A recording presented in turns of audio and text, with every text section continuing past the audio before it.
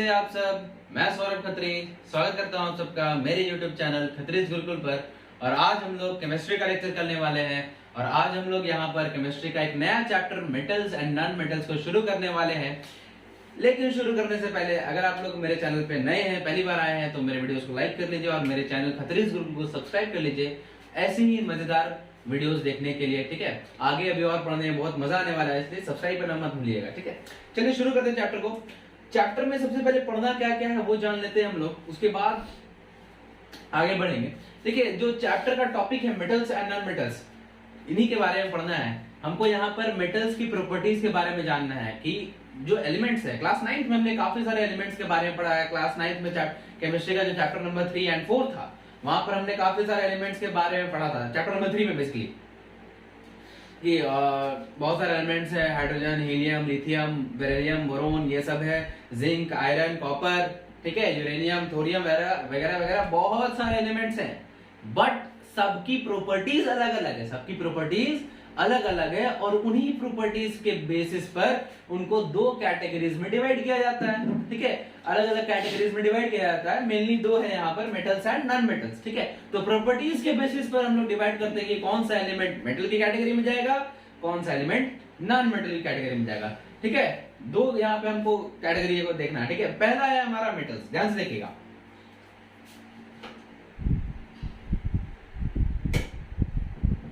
तो देखिए बाबू, देखिए बच्चों, हमको जो टोटल नोन एलिमेंट्स है अभी के टाइम पे वो 118 के करीब है। ठीक है, अभी के टाइम पे टोटल नोन एलिमेंट्स 118 है।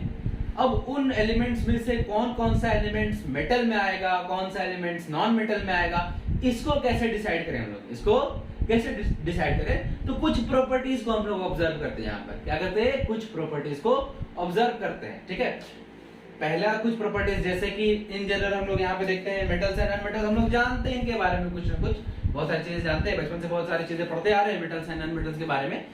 तो कुछ प्रॉपर्टीज जैसे बात करें तो मेटल्स जनरली क्या होते हैं, हार्ड होते हैं, सॉलिड स्टेट में एग्जिस्ट करते हैं, रूम टेम्परेचर में सॉलिड स्टेट में एग्जिस्ट करते हैं रूम टेम्परेचर पर। ठीक है, जनरली हार्ड होते हैं। ठीक है, दूसरी बात, मेटल्स जो है इलेक्ट्रिसिटी एंड हीट को कंडक्ट करते हैं। जो हमारे घर में वायरिंग वगैरह होता है सब मेटल के वायर ही रहते हैं। ठीक है, कॉपर हो गया, एल्यूमिनियम हो गया, इन्हीं सब के वायर्स रहते हैं। और जो हमारे घर में बर्तन होते हैं, यूटेंसिल्स, ठीक है, वो भी मेटल्स के होते हैं, एल्यूमिनियम हो गया या स्टील हो गया या आयरन हो गया, इन्हीं मेटल्स के होते हैं। इससे हमको यह पता चलता है कि हीट को कंडक्ट करते हैं और इलेक्ट्रिसिटी को कंडक्ट करते हैं। यह होगी दूसरी बात।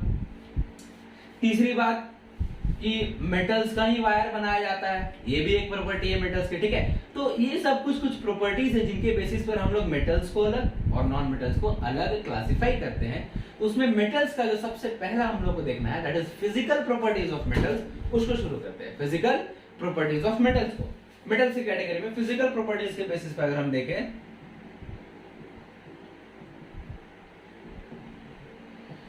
तो पहला जो प्रॉपर्टी है वो ये है कि आप लोगों ने ये ऑब्जर्व किया हुआ है कि मेटल्स को जब भी हम लोग लाइट में ले जाते हैं, ठीक है, सूरज की धूप में ले जाएंगे या लाइट सोर्स के नजदीक ले जाएंगे तो वो शाइन करता है।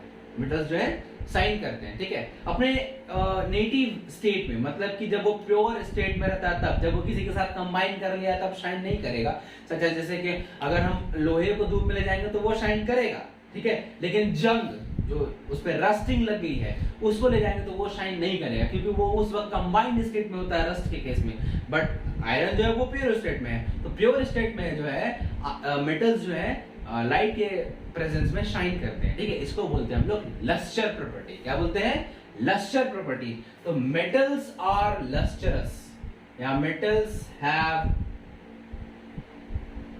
Lustre property. लस्टर प्रॉपर्टी मतलब कि सिंपली शाइनिंग इफेक्ट्स है। मेटल्स जो है शाइन करते हैं। अगर हम कोयला को ले जाएं, कोयला जो कि सिंपली फॉर्म ऑफ कार्बन है, ठीक है, नॉन मेटल है, इतना तो जानते हैं हम लोग, नॉन मेटल है, उसको धूप में ले जाएंगे या लाइट सोर्स के पास ले जाएंगे तो वो शाइन नहीं करने वाला है। ठीक है, वो शाइन नहीं करने वाला है। तो मेटल्स जो है जनरली लस्टर होते हैं। ठीक है, उनके पास लस्टरस प्रॉपर्टी होती है। दूसरी बात यहाँ पे एक दूसरी प्रॉपर्टी होती है मैलिएबिलिटी।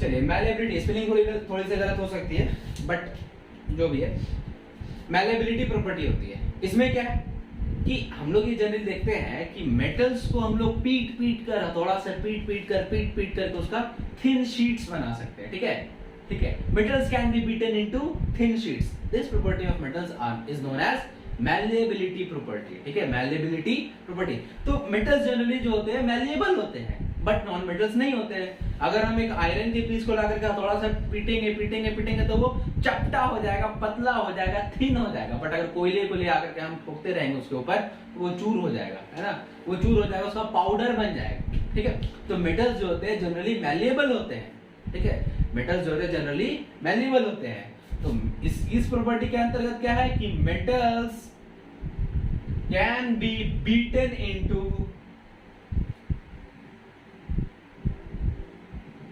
thin sheets। ठीक है, can be beaten into thin sheets। This property of metals is known as malleability। Generally all metals are malleable। ठीक है, कुछ एक्सेप्शंस है, उसको भी हम लोग देखेंगे, बट जनरली ऑल मेटल्स जो होते हैं, जितने भी मेटल्स हैं सारे के सारे malleable होते हैं। चलिए देखते हैं आगे। तीसरी जो प्रॉपर्टी है जिसके बेसिस पर हम लोग एलिमेंट्स को मेटल्स एंड नॉन मेटल्स में क्लासिफाई करते हैं, वो है डक्टिलिटी। Ductility property. ठीक है, चलिए डक्टिलिटी प्रॉपर्टी क्या है? जैसे कि अभी हमने शुरुआत में बात की, जो मेटल्स जो होते हैं इलेक्ट्रिसिटी कंडक्टर्स होते हैं, तो इलेक्ट्रिसिटी को कंडक्ट करने के लिए क्या करते हैं हम लोग? मेटल्स के वायर्स को यूज करते हैं। तो वायर्स तो मेटल्स का ही बनता है, कभी भी नॉन मेटल्स का वायर्स नहीं बनता है ना, कभी भी नॉन मेटल्स का वायर्स नहीं बनता है, मेटल्स का ही वायर बनता है। तो यही प्रॉपर्टी जिसके वजह से मेटल्स हम लोग वायर में ट्रांसफॉर्म कर सकते हैं, मेटल्स को खींच कर उसका पतला वायर बना सकते हैं, इसी प्रॉपर्टी को डक्टिलिटी प्रॉपर्टी बोलते हैं। ठीक है, तो the property of metals due to which they can be drawn into wires is known as ductility property। ठीक है, तो metals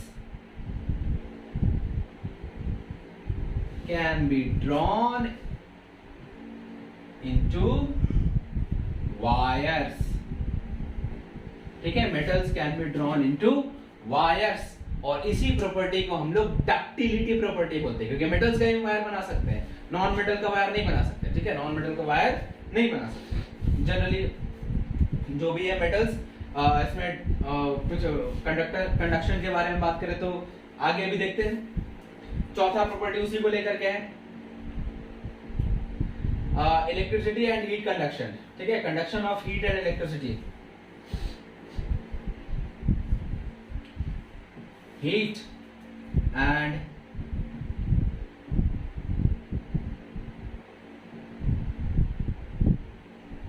conduction of heat and electricity.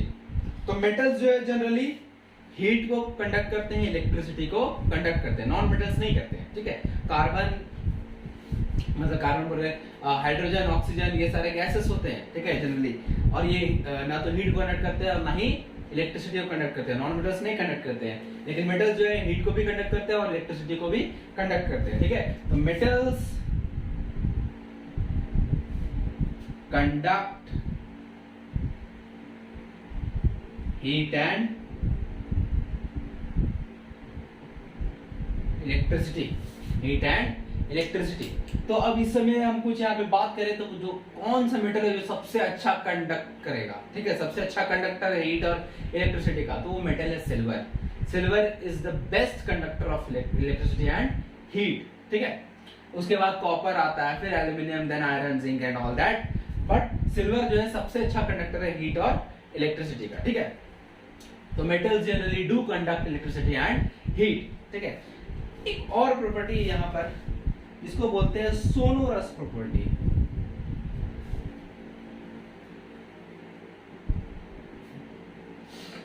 Sonorous property.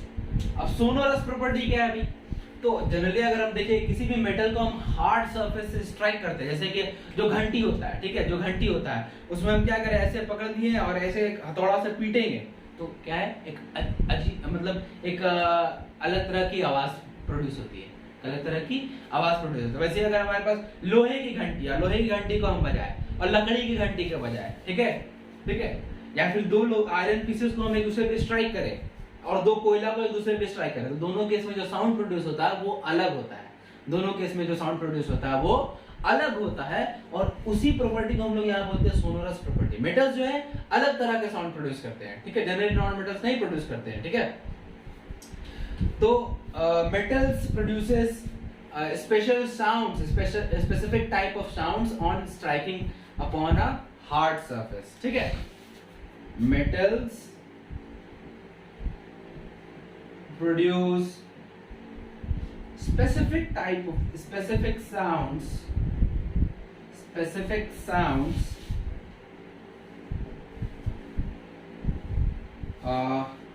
upon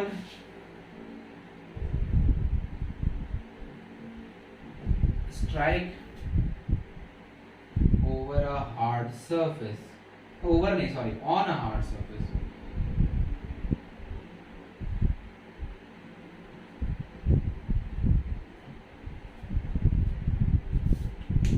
ठीक है, तो मेटल्स जो है स्पेसिफिक साउंड प्रोड्यूस करते हैं जब उनको हार्ड सरफेस से स्ट्राइक किया जाता है, हार्ड सरफेस से स्ट्राइक किया जाता है। तो ये कुछ प्रॉपर्टीज है, कुछ फिजिकल प्रॉपर्टीज है जिसके बेसिस पर हम लोग क्लासिफाई करते हैं।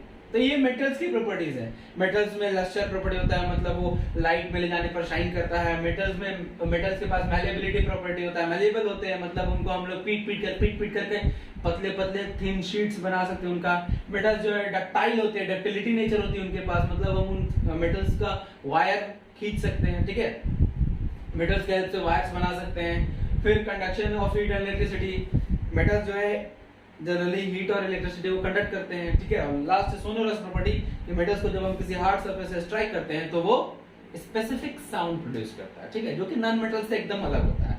उस साउंड का लाउडनेस ज्यादा होता है, ठीक है, ये सब आते हैं। तो ये है कुछ प्रॉपर्टीज, फिजिकल प्रॉपर्टीज है, ये ध्यान रखिएगा, ये फिजिकल प्रॉपर्टीज है मेटल्स की। अब नॉन मेटल्स के बारे में बात करेंगे तो एकदम उल्टा। नॉन मेटल्स के पास ना ही तो लस्टरस प्रॉपर्टी होती है, ना ही वो मैलेबल होते हैं, मतलब उसको पीटेंगे तो उसका थिन शीट्स नहीं बनेगा, मतलब कि वो चूर हो जाएगा, पाउडर बन जाएगा उसका। ना ही वो डक्टाइल होते हैं, मतलब नॉन मेटल्स का यूज करके हम लोग वायर्स नहीं बना सकते हैं।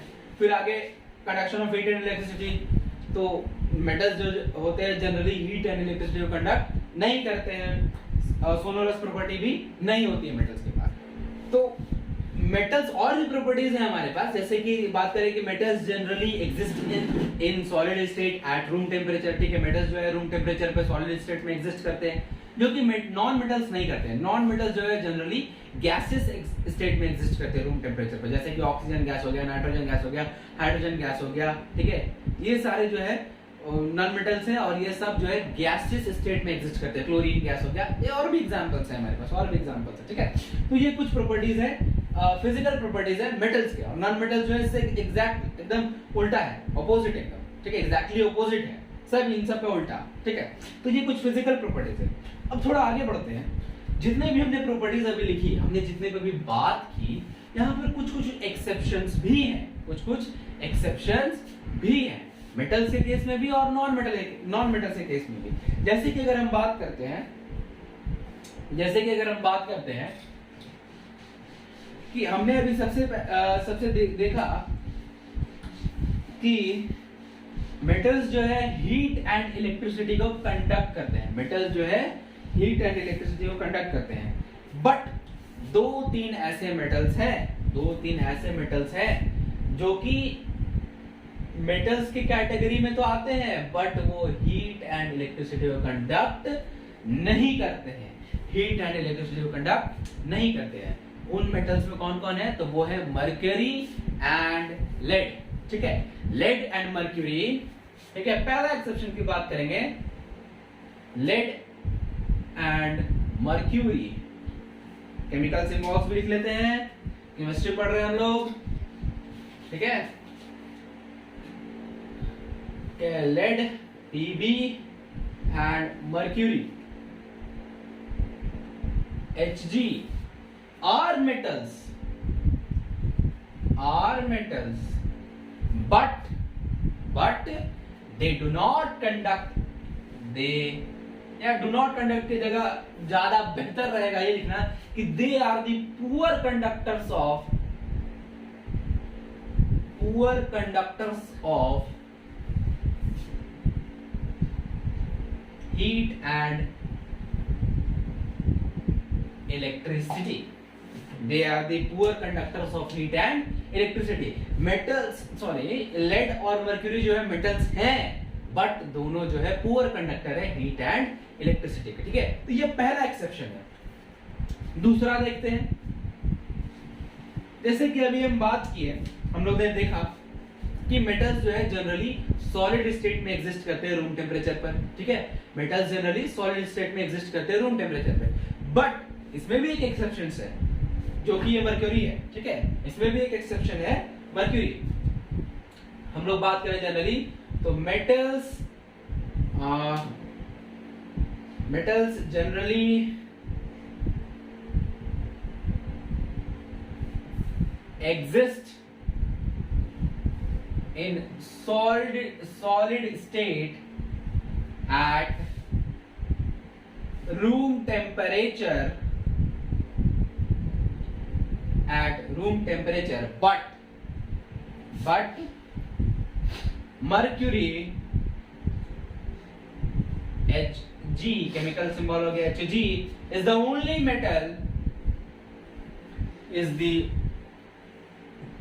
only metal which exists in liquid state at room temperature.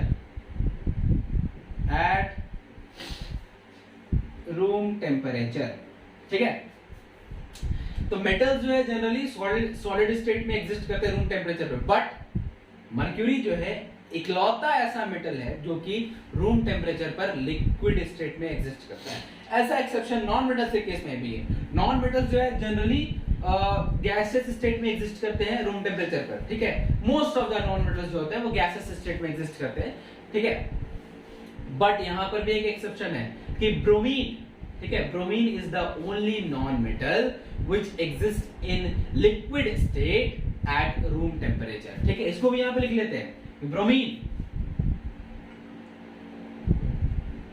Br, chemical symbol Br is the only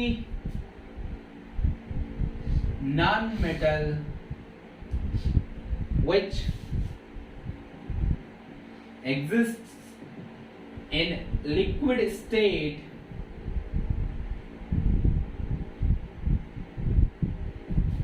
at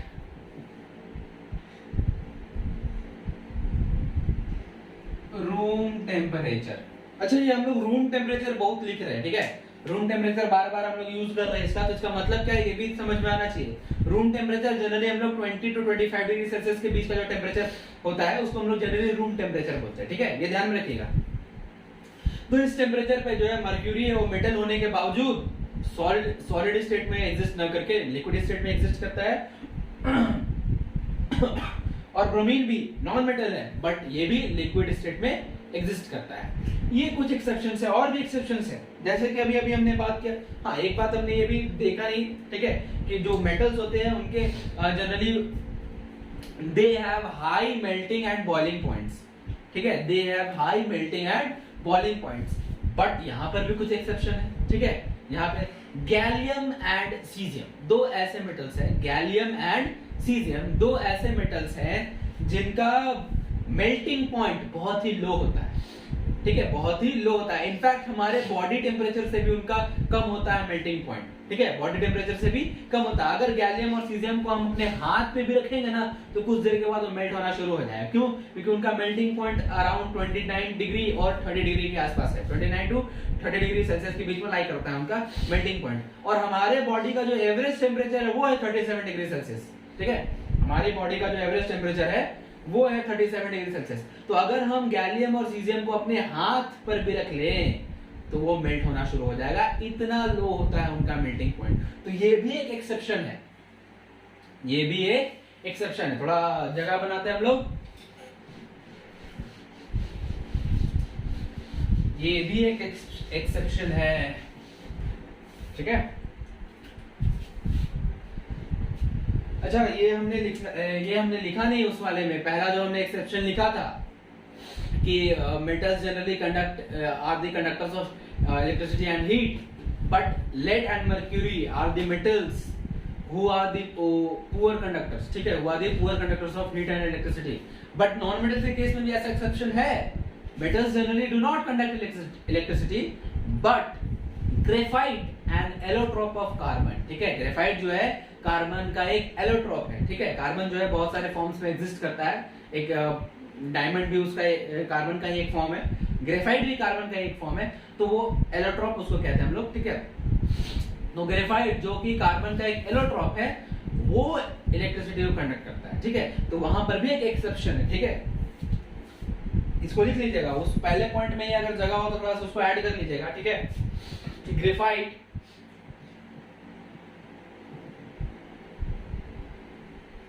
an allotrope of carbon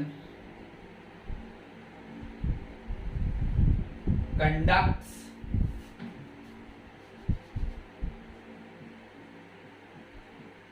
electricity. Conducts electricity. ये वहां पे पहला पॉइंट थोड़ा सा रह रहा था, नॉन मेटल से केस वाला. चलिए आगे बढ़ते हैं हम लोग. थर्ड एक्सेप्शन जो हम लोग अभी देख रहे थे, क्या देख रहे थे कि generally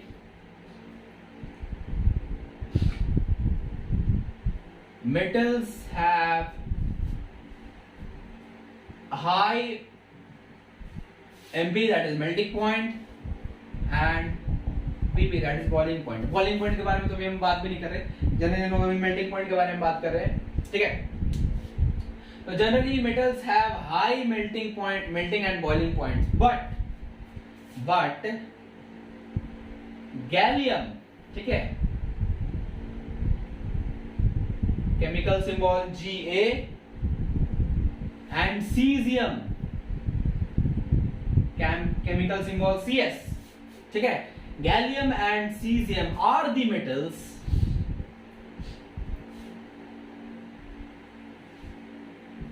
which have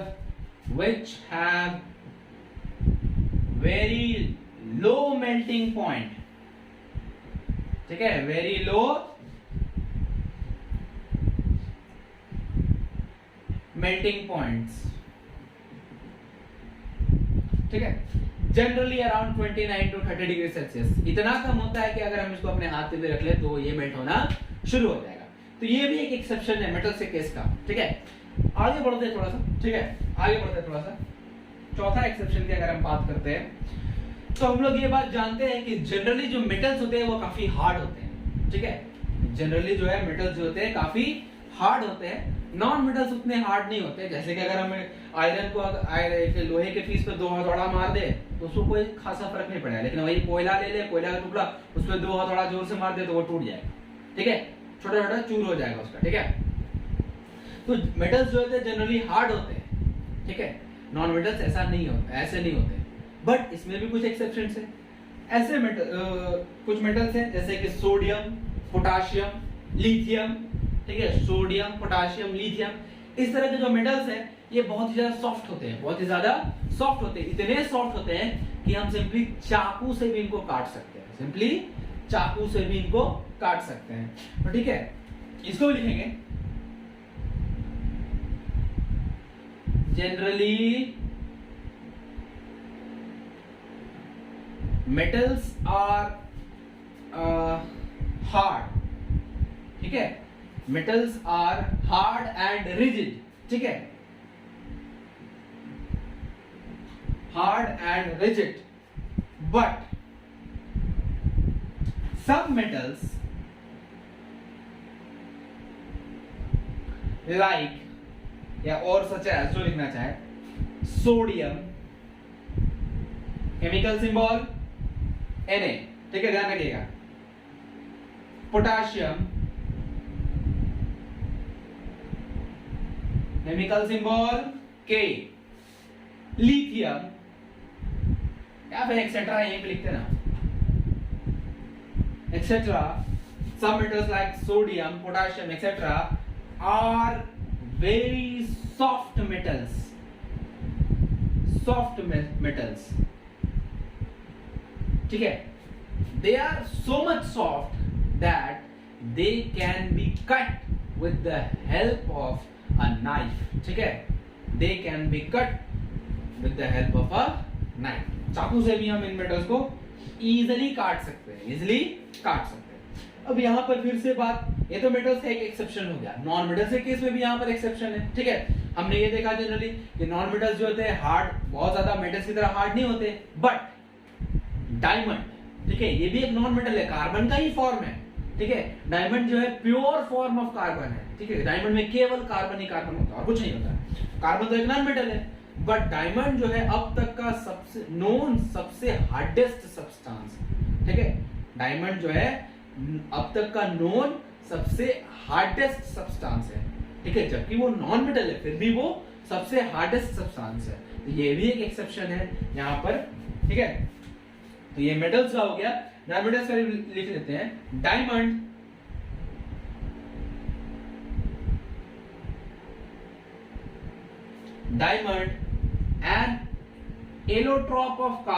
an allotrope of carbon, again वही बात, an allotrope of carbon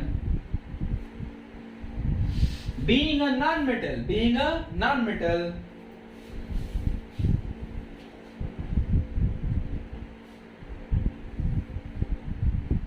is the hardest known substance, hardest known substance, ठीक है।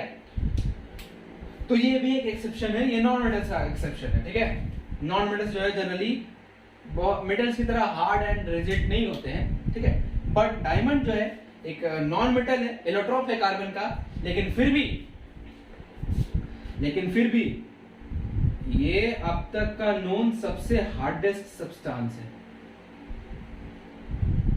अब तक का नोन सबसे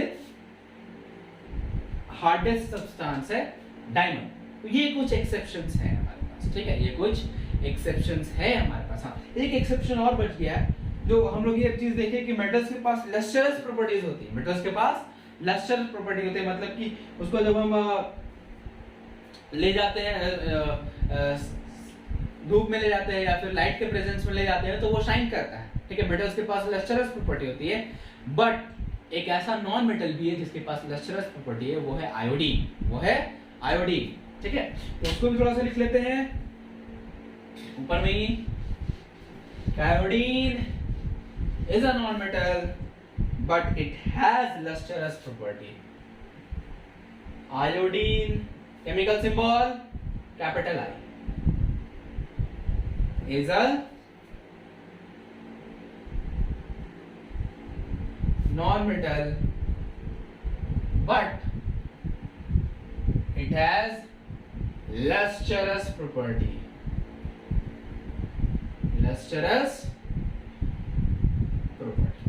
ठीक है, तो ये भी एक एक्सेप्शन है, ये नॉन मेटल्स का एक्सेप्शन है। तो ये कुछ बातें हो गई मेटल्स एंड नॉन मेटल्स के फिजिकल प्रॉपर्टीज के बारे में, और उन वहां पर जो एक्सेप्शंस हम लोग देखते हैं उनके बारे में, ठीक है। कि मेटल्स जो जनरली जो जितने लगभग बहुत सारे मेटल्स का जो प्रॉपर्टी होता है, कुछ मेटल्स जो होते हैं उसमें से एक दो प्रॉपर्टी को शो नहीं करते हैं, वो एक्सेप्शंस हो गए हमारे लिए। वैसे नॉन मेटल्स के केस में भी, ठीक है। तो ये फिजिकल प्रॉपर्टीज था मेटल्स और नॉन मेटल्स का। तो इस तरह से हम लोग क्लासिफाई करते हैं, कैटेगराइज करते हैं मेटल्स एंड नॉन मेटल्स को उनके फिजिकल प्रॉपर्टीज के बेसिस पर। अब हम लोग आगे जो देखेंगे वो होगा केमिकल प्रॉपर्टीज। पहले मेटल्स का देखेंगे, फिर नॉन मेटल्स के बारे में बात करेंगे। तो अब हमारा जो अगला टॉपिक है वो है chemical properties of metals, so let's move on to the chemical properties of metals, ठीक है। सबसे पहले मेटल्स के केमिकल प्रॉपर्टीज के बारे में बात करेंगे। सो जो हमारा नेक्स्ट टॉपिक है वो है केमिकल प्रॉपर्टीज ऑफ मेटल्स। चलिए, मेनली बेसिकली मेटल्स का आप लोगों को पढ़ना है, ठीक है। सो इसमें क्या कौन कौन से केमिकल प्रॉपर्टीज हमको देखनी है ये देख लेते हैं। पहले केमिकल प्रॉपर्टीज मतलब सिंपली हमको रिएक्शन के बारे में जानना है, ठीक है। कि कौन सा मेटल, मतलब जब किसी मेटल को हम किसी दूसरे सब्सटेंस के साथ रिएक्ट कराते हैं तो किस तरह से वो रिएक्शन शो करता है। सच एज एयर के साथ हम रिएक्ट करा रहे हैं, या वाटर के साथ रिएक्ट करा रहे हैं, एसिड के साथ रिएक्ट करा रहे हैं, दूसरे मेटल सॉल्ट से रिएक्ट करा रहे हैं, तो किस तरह से रिएक्शन शो करता है, ये सारी चीजें हमको देखनी है। तो यहाँ पर जो केमिकल प्रॉपर्टीज देखेंगे, जो रिएक्शंस देखेंगे यहाँ पर हम लोग, वो पहला होगा burning of metal in air, that is simply oxygen के साथ रिएक्शन होगा, burning of metal in air. दूसरा reaction of metal with water, reaction of metal with water. तीसरा reaction of metals with acids. चौथा reaction of metals with other metallic salts solution, with other metallic salt solution।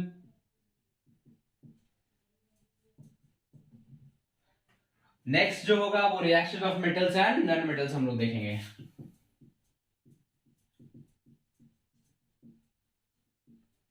Metals and non metals, ठीक है, मतलब reaction of metals and non metals या with non metals, ठीक है, ये बात होगी। तो ये 5 तरह के रिएक्शंस हमको यहाँ पे देखने हैं, ठीक है, तो ये 5 तरह के रिएक्शंस देखने हैं। इसमें सबसे पहला अभी हम लोग शुरू करते हैं burning of metal in air. Simply oxygen के साथ रिएक्शन कराएंगे। एयर से जब हमारा मीनिंग सिंपली ऑक्सीजन से होता है, तो पहला रिएक्शन है burning of metal in air. तो ये बात तो एकदम समझ लेते हैं कि जब भी किसी मेटल को एयर में बर्न करेंगे तो वो ऑक्सीजन के साथ कंबाइन होगा और मेटालिक ऑक्साइड का फॉर्मेशन करेगा। तो when a metal is burned in air,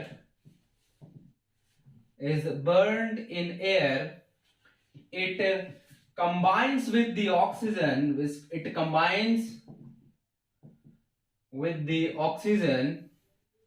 and forms metallic oxides। इसका सबसे इजी एग्जांपल जो आप लोगों ने एक्सपेरिमेंट में किया हुआ भी है, दैट इज मैग्नीशियम रिबन को जब हम लोग एयर में बर्न करते हैं, यानी ऑक्सीजन के प्रेजेंस में बर्न करते हैं, तो हमको जो सब्सटेंस मिलता है वो होता है मैग्नीशियम ऑक्साइड। हमको जो सब्सटेंस मिलता है वो होता है मैग्नीशियम ऑक्साइड। तो इस तरह से रिएक्शन होगा। ऐसे ही कैल्शियम या फिर एल्यूमिनियम को भी करेंगे। एल्यूमिनियम सॉलिड स्टेट में प्लस ऑक्सीजन गैसेस स्टेट में, तो हमको मिल जाएगा aluminium oxide Al2O3 solid state में, ठीक है। बैलेंस कर लेते हैं।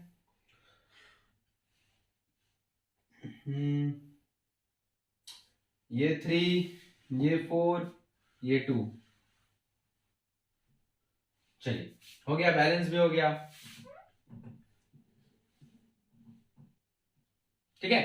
तो ये हो गया एल्यूमिनियम का ऑक्सीजन के साथ रिएक्शन, इस तरह से एल्यूमिनियम ऑक्साइड बन जाएगा। सोडियम का करते हैं Na+O2, ये गैसियस फॉर्म में, ये सॉलिड फॉर्म में Na2O बन जाएगा, ठीक है। सॉरी, इसको 2 करते हैं, इसको 4 करते हैं, Na2O बन जाएगा। पोटेशियम के साथ रिएक्ट करेंगे, K2O बन जाएगा। कैल्शियम के साथ रिएक्शन कराएंगे, calcium plus oxygen, calcium oxide बन जाएगा। कॉपर के साथ रिएक्शन कराएंगे, कॉपर प्लस ऑक्सीजन,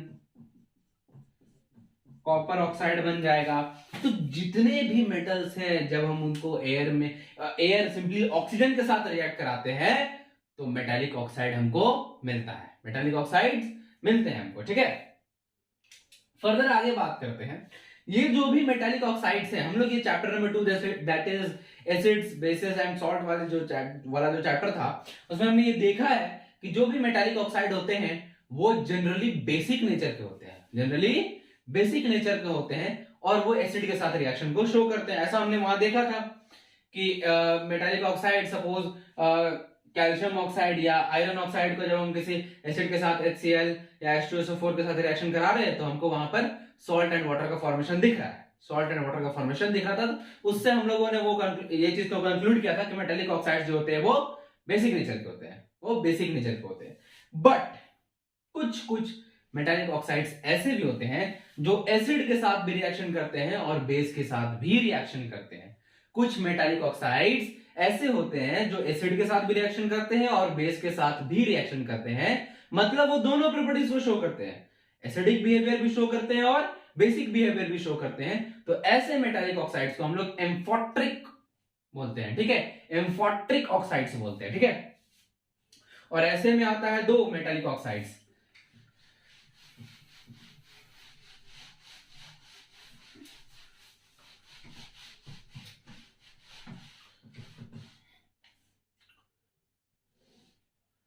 लिखेंगे generally metallic oxides are basic in nature, but there are some metallic oxides,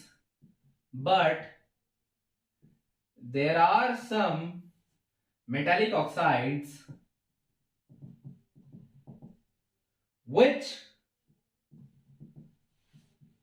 react with acids as well as bases, these metallic oxides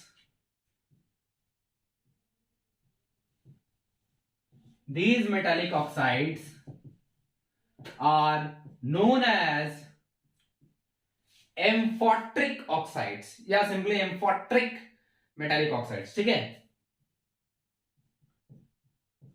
amphoteric metallic oxides. तो ऐसे metallic oxides को हम लोग amphoteric metallic oxides बोलते हैं। और ऐसे दो मेटालिक ऑक्साइड्स हैं, ठीक है, पहला है एल्यूमिनियम ऑक्साइड एंड दूसरा है zinc oxide, Al2O3 and ZnO।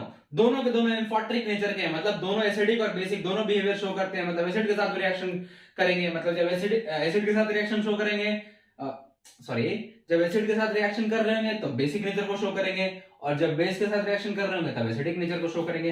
देख लेते हैं एक एग्जांपल, जैसे एल्यूमिनियम ऑक्साइड को जब हम HCl के साथ रिएक्शन कराएंगे तो यहां पर मेरा एल्यूमिनियम क्लोराइड बन जाएगा और हाइड्रोजन गैस निकल जाएगा, एल्यूमिनियम क्लोराइड वाटर निकल जाएगा, एल्यूमिनियम क्लोराइड बन जाएगा और हाइड्रोजन गैस निकल जाएगा। दूसरा, जब इसी एल्यूमिनियम ऑक्साइड को हम बेस सोडियम हाइड्रोक्साइड के रिएक्शन के साथ रिएक्शन कराएंगे तो ये बन जाता है sodium aluminate,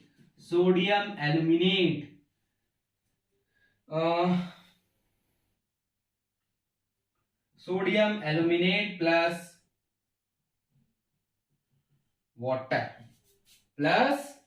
water, sodium aluminate plus water. तो ये देखिए, ये जो एल्यूमिनियम ऑक्साइड है एसिड के साथ रिएक्शन शो कर रहा है, मतलब जब ये इस केस में ये एल्यूमिनियम ऑक्साइड क्या नेचर शो कर रहा है, बेसिक नेचर शो कर रहा है, लेकिन इस केस में एसिडिक नेचर को शो कर रहा है, इस केस में एसिडिक नेचर को शो कर रहा है, तो एम्फोट्रिक हो गया। क्या हो गया? एम्फोट्रिक। तो ऐसे भी मेटालिक ऑक्साइड्स है हमारे पास जो कि दोनों तरह के बिहेवियर को शो करते हैं, एसिडिक, कभी कभी बेसिक बिहेवियर, कभी कभी एसिडिक बिहेवियर को शो करते हैं, और ऐसे मेटालिक ऑक्साइड्स को हम लोग एम्फोट्रिक मेटालिक ऑक्साइड्स कहते हैं, एम्फोट्रिक मेटालिक ऑक्साइड्स कहते हैं। तो ये पहला रिएक्शन, ठीक है, एयर के साथ रिएक्शन, सिंपली ऑक्सीजन के साथ रिएक्शन, ठीक है। एक और बात यहां पर थोड़ी सी जानने वाली इंटरेस्टिंग बात है, जनरली जो है क्या है, कोई भी मेटल जब ऑक्सीजन के साथ रिएक्ट करता है तो उसको हम लोग बोलते हैं कोरोडेड मेटल, ठीक है। जैसे जो आयरन जो है, जब उस पर रस्ट लग जाता है, रस्टिंग हो जाती है आयरन की, तो उस पर क्या होता है, आयरन ऑक्साइड का लेयर जम जाता है, ठीक है। वो सबसे ऊपर वाले लेयर पे पहले आयरन ऑक्साइड बनता है, फिर वो लेयर हट जाता है, फिर नीचे वाले लेयर पे आयरन ऑक्साइड बनता है, फिर वो लेयर हट जाता है, फिर उसके नीचे वाले लेयर कि रस्टिंग पर रस्ट लगता है, फिर वो हट जाता है, फिर उसके नीचे वाले लेयर पर रस्ट लगता है, और ऐसे ऐसे करते करते पूरा का पूरा मेटल जो है पूरा का पूरा आयरन जो है आयरन ऑक्साइड में चेंज हो जाता है। बट एल्यूमिनियम ऑक्साइड जो है, अगर एल्यूमिनियम मेटल पे जंग लगता है, सिंपली एल्यूमिनियम मेटल के सरफेस पे या उसके ऊपर एल्यूमिनियम ऑक्साइड का लेयर बनता है, तो वो बजाय एल्यूमिनियम को खराब करने के वो इसको प्रोटेक्ट करता है। एल्यूमिनियम ऑक्साइड जो है एल्यूमिनियम मेटल को प्रोटेक्ट करता है। क्या होता है, जैसे आयरन ऑक्साइड में क्या होता है, ये अगर हम मान लेते हैं कि आयरन का हमारे पास एक बार है, इसके सबसे ऊपर वाले लेयर पे, ये जो सबसे ऊपर वाला लेयर है, इस पे रस्टिंग लग गई, इस पे रस्ट लग गया है, तो क्या होगा, ये ऊपर वाला लेयर झड़ के हट जाएगा, और फिर उसके नीचे का जो फ्रेश लेयर है वो फिर एयर एंड वाटर के कांटेक्ट में आ जाता है, तो उस पे भी रस्टिंग होने लगती है, उस पे भी रस्ट लगने लगता है। बट एल्यूमिनियम के केस में ऐसा नहीं होता। अगर इसके ये एल्यूमिनियम का एक पीस है और इस पर एल्यूमिनियम ऑक्साइड ऊपर में एक लेयर बन गया है, तो ये झड़ के नहीं हटेगा, ये झड़ के नहीं हटेगा, और क्या करेगा, अंदर वाले लेयर को ये प्रोटेक्ट करेगा, तो इस तरह से ये हम कह सकते हैं कि rusting of aluminium is profitable. ठीक है, प्रॉफिटेबल हम कह सकते हैं कि वो हमारे लिए प्रॉफिटेबल है एल्यूमिनियम का रस्टिंग। किस तरह से, क्योंकि वो जो है एल्यूमिनियम को पूरी तरह से खराब होने से बचा लेता है। आयरन का रस्टिंग प्रॉफिटेबल नहीं है, क्योंकि अगर उसके सबसे ऊपर वाले लेयर पे रस्ट लगा है तो वो हट जाएगा, और नीचे वाला लेयर ह्यूमिडिटी के कांटेक्ट में आएगा, तो फिर उस पर भी रस्टिंग होने शुरू हो जाएगी। ठीक है, ऐसे धीरे धीरे करते करते पूरा का पूरा आयरन रस्ट में चेंज हो जाएगा। बट एल्यूमिनियम केस में ऐसा नहीं होने वाला। ठीक है, एल्यूमिनियम केस में ऐसा नहीं होने वाला। इस वजह से हम लोग एल्यूमिनियम को प्रोटेक्ट करने के लिए इसके ऊपर एल्यूमिनियम ऑक्साइड का लेयर भी बनाते हैं। एल्यूमिनियम को प्रोटेक्ट करने के लिए इसके ऊपर एल्यूमिनियम ऑक्साइड का एक थिक लेयर भी बनाते हैं, जिससे कि ये प्रोटेक्टेड रहे। और वो जो थिक लेयर होता है, जब जरूरत पड़ने पर वो आसानी से हट जाता है, तो हमारे लिए और अच्छी बात हो जाती है। ठीक है, तो ये पहला रिएक्शन था रिएक्शन विथ एयर या burning of metal in air. अब आगे बात करते हैं reaction of metals with water. Reaction of metals with water, ये सेकेंड टाइप का रिएक्शन है। क्या है ये? सेकेंड टाइप का रिएक्शन। इसमें क्या है, एक बात समझते हैं। जनरली देखिए, सारे के सारे मेटल्स वाटर के साथ रिएक्शन शो करते हैं जनरली, बट यहाँ पे कुछ कंडीशन है।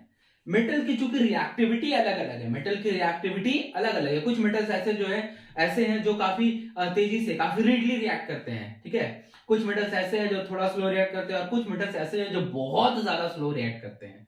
ठीक है, कुछ मेटल्स ऐसे हैं जो बहुत तेज रिएक्ट करते हैं, कुछ मॉडरेटली रिएक्शन शो करते हैं, और कुछ जो है बहुत ज्यादा स्लो रिएक्शन शो करते हैं। तो यहां पर अलग अलग कंडीशन है कि वैसे मेटल्स, ठीक है, जो हाईली रिएक्टिव होते हैं, वैसे मेटल्स जो है वाटर की किसी भी फॉर्म के साथ इजीली रिएक्ट कर जाते हैं। ठीक है, चाहे कोल्ड वाटर है, हॉट वाटर हो या स्टीम हो, आसानी से रिएक्ट कर जाएगा। जैसे सोडियम पोटेशियम जो है, उसको कोल्ड वाटर में डालेंगे तो भी रिएक्शन होगा, हॉट वाटर में डालेंगे तो भी रिएक्शन होगा। अगर वो स्टीम के कांटेक्ट में आ गया तब भी रिएक्शन शो करेगा, क्योंकि वो काफी ज्यादा रिएक्टिव मेटल है। ठीक है, हाईली रिएक्टिव मेटल है। कुछ मेटल्स ऐसे हैं जो कि केवल हॉट वाटर के साथ रिएक्शन करते हैं। ठीक है, जैसे कि मैग्नीशियम कोल्ड वाटर के साथ रिएक्शन शो नहीं करेगा, हॉट वाटर और स्टीम के साथ कर लेगा, लेकिन वो कोल्ड वाटर के साथ रिएक्शन शो नहीं करेगा। लेकिन कुछ मेटल्स ऐसे होते हैं जो कि न तो कोल्ड वाटर और ना ही हॉट वाटर से रिएक्शन शो करते हैं, बल्कि स्टीम से रिएक्शन शो करते हैं। ठीक है, स्टीम से, वाटर वेपर से रिएक्शन शो करते हैं, और ऐसे मेटल्स हैं aluminium, iron, zinc etcetera etcetera. ठीक है, तो यहां पे कुछ कंडीशन है कि सब metals react with either cold water or hot water और steam, किसी के साथ भी रिएक्शन शो कर देगा। यह पहला कंडीशन है, अगर हम बात करें तो किसी के साथ भी रिएक्शन शो करेगा। For example sodium, potassium, calcium. ठीक है, ये जो तीनों मेटल्स है, ये कोल्ड वाटर के साथ भी रिएक्शन शो करेगा, हॉट के साथ भी रिएक्शन शो करेगा, और वेपर के साथ तो एकदम करेगा ही करेगा। ठीक है, जैसे रिएक्शन देख लेते हैं। हाँ, और ये and forms metal hydroxide, metal hydroxide. ठीक है, तो ये जो सोडियम है जब ये वाटर के साथ रिएक्शन करेगा तो सिंपली बन जाएगा सोडियम हाइड्रोक्साइड एक्वस फॉर्म में, sodium hydroxide plus H2 gas. ठीक है, जब ये पोटाशियम वाटर के साथ रिएक्शन शो करेगा, सॉरी वाटर के साथ रिएक्शन शो करेगा तब ये बना देगा पोटाशियम हाइड्रोक्साइड एक्वस फॉर्म में प्लस हाइड्रोजन गैस, और काफी ज्यादा हीट भी रिलीज होता है। ठीक है, इतना ज्यादा इन दोनों रिएक्शन में, सोडियम और पोटाशियम के केस में जब ये दोनों वाटर के साथ रिएक्शन करते हैं और सोडियम और पोटाशियम हाइड्रोक्साइड बनाते हैं तो इतना ज्यादा हीट रिलीज होता है कि ये जो हाइड्रोजन गैस निकल रहा है ये जलने लगता है, ये जलने लगता है। तो इनॉर्मस अमाउंट ऑफ हीट हम बात कर सकते हैं, काफी ज्यादा हीट यहाँ पे रिलीज होता है, इतना ज्यादा कि हाइड्रोजन गैस भी जलने लगता है। ठीक है, तीसरा जो कैल्शियम है ये भी कोल्ड वाटर के साथ इजीली रिएक्ट करेगा और बना देगा calcium hydroxide plus hydrogen gas. यहां पर भी हीट रिलीज होता है बट उतना क्वांटिटी में हीट रिलीज नहीं होता है कि हाइड्रोजन गैस बर्न करने लगे। तो इन दोनों केस में जो है H2 बर्न करने लगेगा, ठीक है, जलने लगेगा, H2 जलने लगेगा, बट इसमें नहीं जलेगा, इसमें नहीं जलेगा। क्यों? क्योंकि इसमें जो हीट निकल रहा है वो कम है, वो कंपैरेटिवली इन दोनों रिएक्शन से कम है, इतना कम है कि हाइड्रोजन गैस तो उस क्वांटिटी ऑफ हीट में नहीं जल पाएगा। ठीक है, तो ये तीन मेटल्स हैं जो कि कोल्ड वाटर, हॉट वाटर या स्टीम किसी भी के साथ भी रिएक्शन कर लेंगे। ठीक है, इनको कोई स्पेसिफिक क्राइटेरिया जरूरत नहीं, कोई भी फॉर्म ऑफ वाटर रहे इजीली रिएक्ट करेंगे। ठीक है, लेकिन कुछ मेटल्स ऐसे हैं such as magnesium, magnesium metal only reacts with hot water और स्टीम भी लिख सकते हैं, कोई दिक्कत नहीं। जनरली हॉट वाटर से रिएक्ट करता है, कोल्ड वाटर से तो बिल्कुल भी नहीं करता, कोल्ड वाटर से बिल्कुल भी नहीं करता, जनरली हॉट वाटर से करता है या स्टीम से भी करेगा, कोई दिक्कत नहीं है। एंड फॉर्म्स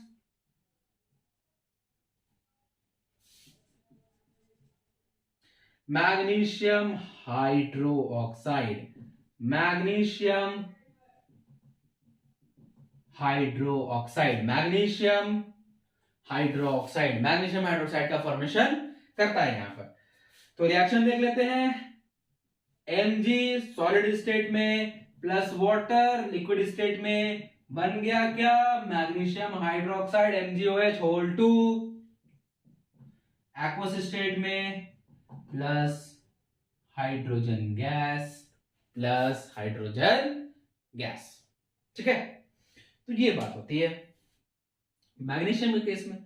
बट अब कुछ ऐसे मेटल्स हैं जो कि ना तो हॉट वाटर ना ही कोल्ड वाटर से रिएक्शन शो करते हैं, वो केवल और केवल steam that is water vapour से रिएक्शन शो करते हैं।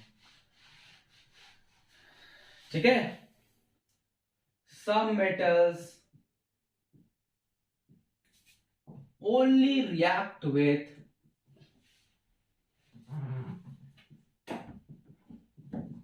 steam and forms, यहां पर ये बात ध्यान में रखिएगा, and forms metallic oxides, metallic oxides। जब ये हॉट वाटर और कोल्ड वाटर के साथ रिएक्शन कर रहा था तो हाइड्रोक्साइड बना रहा था, बट जब ये स्टीम के साथ रिएक्शन कर रहा है तो वो मेटालिक ऑक्साइड बन रहा है। ध्यान रखिए, यहीं पर ये गौर करने वाली बात है कि वाटर के केस में जब वाटर के साथ रिएक्शन हो रहा है मेटल का तो हॉट और कोल्ड वाले केस में हाइड्रोक्साइड का फॉर्मेशन होगा, बट स्टीम वाले केस में ऑक्साइड का फॉर्मेशन होगा। एग्जांपल के तौर पे बात करें तो जितने भी है आयरन, फिर एल्यूमिनियम, फिर जिंक, लेड एक्सेट्रा, ये सब जो है केवल स्टीम से रिएक्शन करेगा, ना तो हॉट वाटर से ना ही कोल्ड वाटर से, किसी के साथ भी रिएक्शन शो नहीं करेगा। जैसे रिएक्शन देख लेते हैं आयरन का, प्लस ये वेपर फेज में रहेगा, गैसेस फेज में रहेगा वाटर, ये बन जाएगा आयरन ऑक्साइड Fe2O3, जिसको बोलेंगे ferric oxide plus hydrogen gas plus hydrogen gas. ऐसे ही एल्यूमिनियम के लिए देखते हैं, एल्यूमिनियम सॉलिड स्टेट में प्लस वाटर गैसेस स्टेट में रिएक्शन करेगा, क्या बनाएगा, aluminium oxide Al2O3, that is ferric oxide, this is aluminium oxide plus hydrogen gas plus hydrogen gas. तो यहां पर एल्यूमिनियम को भी हम देख रहे हैं कि ये स्टीम के साथ रिएक्ट कर रहा है और एल्यूमिनियम ऑक्साइड का फॉर्मेशन कर रहा है। तो ये है reaction of metals with water, ठीक है, reaction of metals with water. कुछ ऐसे मेटल्स है, ध्यान रखिएगा, कुछ ऐसे मेटल्स हैं जो कि हाईली रिएक्टिव है, जो कि हाईली रिएक्टिव है, वो किसी भी वाटर, किसी भी फॉर्म ऑफ वाटर के साथ रिएक्ट कर लेंगे, लिक्विड स्टेट में हो, सॉलिड स्टेट, इवन आइस के साथ भी रिएक्शन शो कर सकता है। सोडियम पोटेशियम आइस के साथ भी रिएक्शन शो कर सकता है, इतना ज्यादा हाईली रिएक्टिव होता है, इतना ज्यादा हाईली रिएक्टिव होता है। वो कोल्ड वाटर के साथ भी रिएक्ट कर जाएगा, हॉट वाटर के साथ भी रिएक्ट कर जाएगा और स्टीम के साथ भी रिएक्ट कर जाएगा। कुछ मेटल्स ऐसे हैं जैसे कि मैग्नीशियम, ये केवल और केवल हॉट वाटर के साथ रिएक्ट करेगा या स्टीम के साथ रिएक्ट करेगा, कोल्ड वाटर के साथ रिएक्शन शो नहीं करेगा। लेकिन कुछ मेटल्स ऐसे हैं जो कि लेस रिएक्टिव है, कुछ मेटल्स ऐसे हैं जो कि लेस रिएक्टिव है, जैसे आयरन, एल्यूमिनियम, जिंक, लेड, ये सब जो है ये केवल और केवल स्टीम के साथ रिएक्ट करेंगे, ना ही तो हॉट वाटर से और ना ही कोल्ड वाटर से रिएक्शन शो करेंगे। और ध्यान रखिएगा कि हॉट वाटर और कोल्ड वाटर के केस में मेटल हाइड्रोक्साइड बन रहा है, बट स्टीम के केस में मेटल ऑक्साइड बन रहा है। तो this is the reaction of metals with water. Third जो हमको देखना है, reaction of metals with acids. Acid के साथ हमको देखना है रिएक्शन मेटल्स का। तो एक बात समझिए, ये रिएक्शन हमने पहले भी देखा है चैप्टर नंबर 2 में।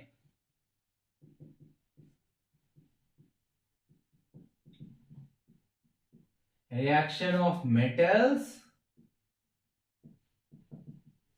With acids. तो ये बात हमको पता है कि कोई भी मेटल और डाइल्यूट एसिड को जब हम रिएक्ट कराते हैं तो सॉल्ट प्लस हाइड्रोजन गैस बनता है, सॉल्ट प्लस हाइड्रोजन गैस बनता है। एग्जांपल के तौर पे देखें तो ये रिएक्शन देखा हुआ है हमारा, ये रिएक्शन चैप्टर 2 में ही देखा हुआ है, चैप्टर 2 में। एग्जांपल के तौर पे देखें, जैसे सपोज सोडियम का ही करा दिए, ठीक है, सोडियम का ही हम करा दिए डाइल्यूट एसिड के साथ। देखिए यहाँ पर हम डाइल्यूट नहीं लिख रहे, लेकिन ध्यान रखिएगा जितने भी एसिड्स के हम अभी लिखेंगे सब डाइल्यूट एसिड ही होगा, ठीक है। सोडियम का ऐड करा दिए डाइल्यूट एसिड HCl के साथ, तो बन जाएगा NaCl plus hydrogen gas. Potassium में करा दिए या कैल्शियम का करा दिए सल्फ्यूरिक एसिड के साथ, तो बन गया calcium sulphate plus hydrogen gas, ठीक है। ऐसे ही मैग्नीशियम का करा दिए नाइट्रिक एसिड के साथ, तो ये बन जाएगा magnesium nitrate plus hydrogen gas, magnesium nitrate plus hydrogen gas, ठीक है। एक बात यहां पे थोड़ा ध्यान रखने वाली बात क्या है, एक बात, ये जो रिएक्शन लिखा है मैंने, ये जो रिएक्शन लिखा है मैंने नाइट्रिक एसिड के साथ रिएक्शन, एक बात ध्यान रखिएगा, नाइट्रिक एसिड के साथ इस तरह का रिएक्शन केवल 2 ही मेटल शो करता है। नाइट्रिक एसिड के साथ इस तरह का रिएक्शन केवल 2 ही मेटल शो करता है, एक तो मैग्नीशियम और एक है मैंगनीज। मैंगनीज, बाकी और कोई भी मेटल के साथ, चाहे वो सोडियम हो, पोटेशियम हो, कैल्शियम हो, आयरन हो, कोई भी मेटल हो, अगर वो डाइल्यूट HNO3 के साथ, डाइल्यूट नाइट्रिक एसिड के साथ रिएक्शन कर रहा है तो इस तरह का रिएक्शन शो नहीं करेगा। केवल मैग्नीशियम और मैंगनीज ही है जो कि very dilute HNO3 that is very dilute nitric acid के साथ रिएक्ट करते हैं और हाइड्रोजन गैस को रिलीज करते हैं, हाइड्रोजन गैस को रिलीज करते हैं। बट बाकी सारे मेटल्स के केस में क्या होता है, क्योंकि ये HNO3 जो है इतना ज्यादा हाईली ऑक्सीडाइजिंग एजेंट है, मतलब ये स्ट्रॉन्ग ऑक्सीडाइजिंग एजेंट है, ठीक है, ये जो है स्ट्रॉन्ग ऑक्सीडाइजिंग एजेंट है। अगर हम इसको कैल्शियम के साथ रिएक्ट करा दे और ऐसा कुछ लिख दे कि कैल्शियम नाइट्रेट बन जाएगा, कैल्शियम नाइट्रेट बन जाएगा और हाइड्रोजन गैस निकल जाएगा, तो ये सरासर गलत होगा, बिल्कुल भी गलत है, ये बिल्कुल भी गलत है। क्यों? क्योंकि ये इतना ज्यादा स्ट्रॉन्ग है, इतना ज्यादा स्ट्रॉन्ग ऑक्सीडाइजिंग एजेंट है, ये जो HNO3 है, जो H2 निकल रहा है उसको ऑक्सीडाइज कर देगा वाटर में, और खुद किसी नाइट्रोजन के ऑक्साइड में चेंज हो जाएगा, किसी ना किसी नाइट्रोजन के ऑक्साइड में चेंज हो जाएगा। ये हमको रिएक्शन देखने को मिलेगा ही नहीं वहां पर, ठीक है। ये जो H2 निकल रहा है, जो HNO3 वहां पर अवेलेबल है, ये HNO3 क्या करेगा, अपना ऑक्सीजन दे देगा हाइड्रोजन को, ये बन जाएगा वाटर, और अपने या तो nitrogen dioxide, nitrogen oxide, nitrous oxide, किसी भी नाइट्रोजन के ऑक्साइड में अपने चेंज हो जाएगा। तो हमको ये रिजल्ट देखने को नहीं मिलेगा। बट केवल 2 मेटल्स के केस में हमको ये रिजल्ट देखने को मिलता है, that is magnesium and manganese. तो इस तरह से हम लिख सकते हैं कि only magnesium and manganese are the metals which react with very dilute HNO3 to give hydrogen gas, but in case of other metals, since nitric acid is a strong oxidizing agent, that is why it oxidizes the hydrogen in water and self reduces into any of nitrogen oxides, किसी भी nitrogen के oxide में खुद ब खुद change हो जाएगा और हाइड्रोजन को वाटर में चेंज कर देगा। इतना ज्यादा स्ट्रॉन्ग ऑक्सीडाइजिंग एजेंट है ये, ठीक है। तो ये जो रिजल्ट हमको देखने को मिल रहा है, ये केवल इन्हीं 2 मेटल्स के साथ देखने को मिलेगा HNO3 के केस में। बाकी HCl H2SO4 के केस में सारे मेटल्स कोई दिक्कत नहीं है, बट HNO3 के केस में केवल इन्हीं दोनों मेटल्स के साथ हमको ये रिएक्शन देखने को मिलने वाला है, ठीक है। तो ये काफी इंपॉर्टेंट पार्ट है, ध्यान रखिएगा, ये काफी इंपॉर्टेंट बात है कि चूंकि जो नाइट्रिक एसिड है वो काफी ज्यादा स्ट्रॉन्ग ऑक्सीडाइजिंग एजेंट है, इस वजह से वो जिस भी मेटल के साथ रिएक्ट करता है, जो हाइड्रोजन गैस रिलीज हो रही होती है उसको ऑक्सीडाइज कर देता है वाटर में, और खुद नाइट्रोजन किसी ऑक्साइड में चेंज हो जाता है।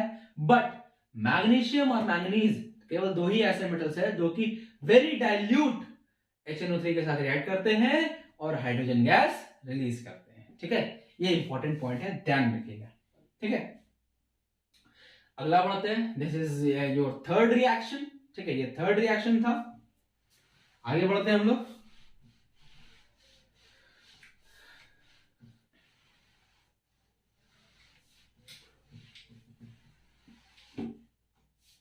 Reaction number 4, reaction of metal with salt solution of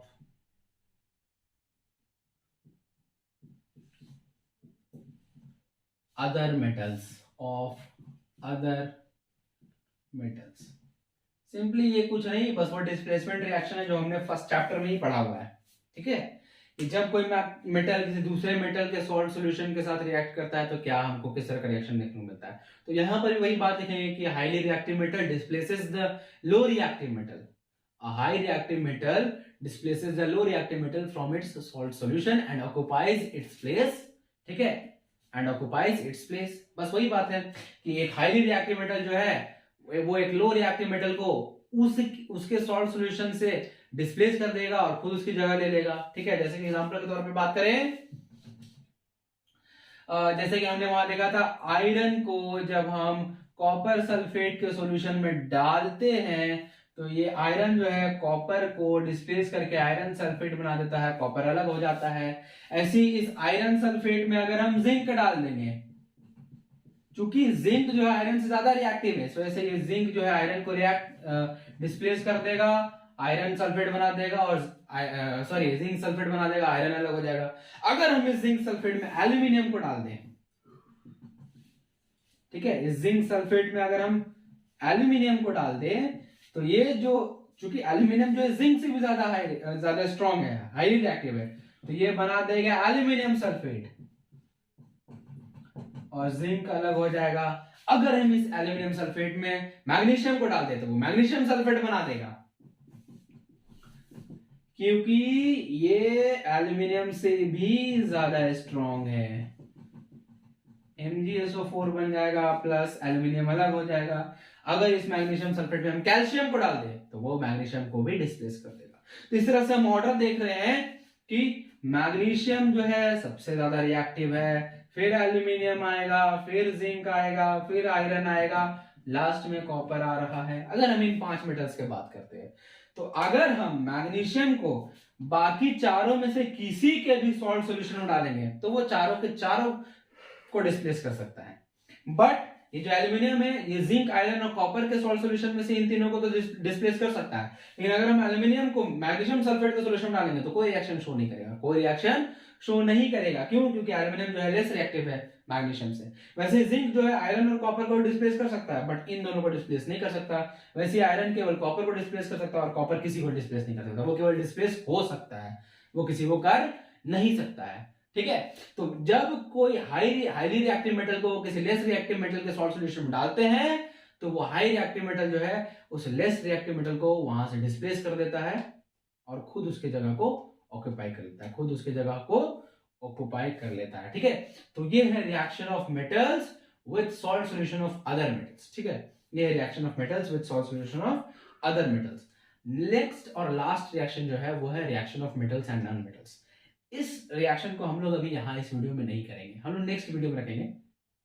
इसका रीजन भी है हमारे पास, क्योंकि वो थोड़ा सा लंबा रिएक्शन एक तरह से हम कह लें, उसमें इलेक्ट्रॉन स्ट्रक्चर भी बनाना पड़ता है। थोड़ा प्रीवियस हम लोग उसमें थोड़ा सा क्लास 9th में जो हमने चैप्टर नंबर 3 में देखा था आयंस का फॉर्मेशन और कैसे इलेक्ट्रॉन ट्रांसफर होता है और कैसे फिर रिएक्शन होता है, उस चीज को थोड़ा सा रिकॉल करेंगे, थोड़ा सा मेमोराइज करेंगे, थोड़ा सा याद करेंगे। उसके बाद reaction of metals with non metals देखेंगे। ठीक है, तो वो थोड़ा लंबा टाइम टेकिंग कॉन्सेप्ट है, तो उसको हम लोग अभी इस वीडियो में रहने देते हैं, अगले वीडियो में उसको कवर करेंगे और फिर फर्दर आगे बढ़ेंगे अकरेंस ऑफ मेटल्स। ठीक है, इन सब के बारे में हम लोग आगे बात करेंगे, एक्सट्रैक्शन ऑफ मेटल्स बेसिकली। ठीक है, तो आज हम लोग यहीं पर रखते हैं। ठीक है, इस लेक्चर को यहीं पर रखते हैं। ठीक है, तो मुझे उम्मीद है कि आप लोगों को जितने भी कॉन्सेप्ट्स है सब कुछ समझ में आ गए होंगे। ठीक है, तो मिलते हैं आप लोगों से एक नए वीडियो लेक्चर में, तब तक के लिए थैंक यू।